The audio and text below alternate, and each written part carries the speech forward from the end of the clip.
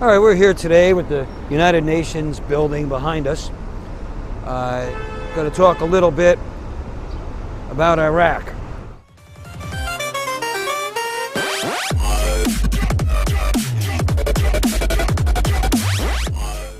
There are a couple things we need to look at here. Number one, when you say to somebody who's an Obama supporter or any liberal Democrat that we see tremendous debt added, national debt added during the Obama tenure, it's automatic. No, that was George Bush with Iraq. It's Iraq that got us into debt. That is astonishingly stupid or wickedly dishonest.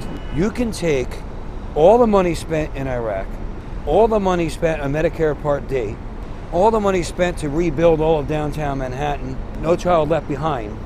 On top of that, you can add nearly $1 trillion that we saw with TARP.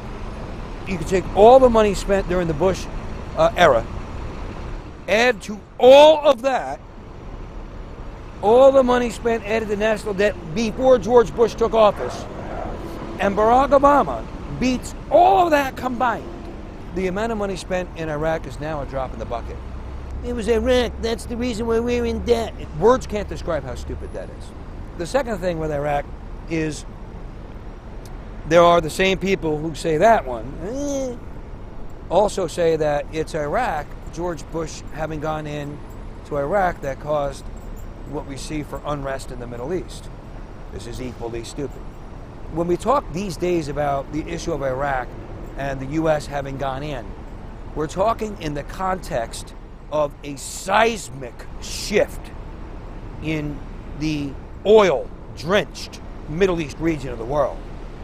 What we need to understand is that all that needed to have happen was for Saddam, Uday, Qusay Hussein, these guys, to disarm or disclose.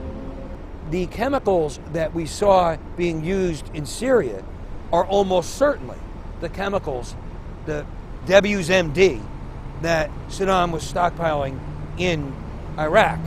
A caravan went out into Syria the night before the Allied forces went into Iraq. CIA reports clearly indicate a caravan that went into Syria is all that Saddam Hussein had to do was slip the weapons of mass destruction out the back into Syria to trick half the world into thinking that it was George Bush that was lying? I mean, how the hell stupid a species are we?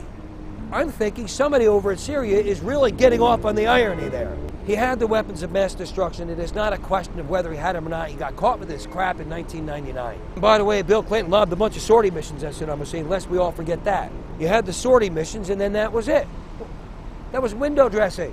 And then he just goes right back to his chubby little interns, his daughter's age. So along comes George Bush and says, look, I ain't playing. The onus was on Saddam Hussein to disarm or disclose, not to prove that which we already knew for a fact to be true. Period. There's no two ways about it. Once we go in, what happens? We stabilize Iraq. Do we not remember this? I mean, we did have 3 national elections there. We did have a parliamentary system with everybody under the sun in there, ministers of all these different things. It was all set. And then along came the successor, who of course pulled everything out. If John McCain, who I believe is essentially a dithering old man at this point, sorry, if he had gotten in though in 2008, it would be an altogether different story right now. You have to look at the facts. I mean, I can go on and on about why going into Iraq was an obvious move to make. Anybody who want to debate me, just let me know. No, Iraq was the exact wrong thing to do. Okay, colossal mistake. Yeah. Look what's happened in the Middle East. Yeah. No, it has nothing to do with having gone in. Operation Iraqi Freedom was not the problem. The problem is what happened afterwards with the 44th American president. He pulled them out. He created a power vacuum, mishandled policy in the Middle East all over the place. When the West came in, it changed everything for the better. 3 national elections and a parliamentary system, a fledgling democracy. It was all set. The problem wasn't going into Iraq. The problem was pulling out arbitrarily in some vacuum. And now we got President Donald Trump having to deal with what he inherited there. So let's hope that President Trump corrects course. In the meantime, having gone into Iraq is not the reason why the Middle East is up in flames the way it is, not even close. And neither is it anywhere near close that having gone into Iraq is what put us in debt. Plain stupid. We're here with the UN building behind us, which is about as useful as a hot, wet noodle. We can hope that the UN, maybe with a new American president, starts to correct its course too. Enough of the anti-Semitism over there, huh? I'm Rob Arnold. I do say that perspective is paramount. Keep the proper perspective.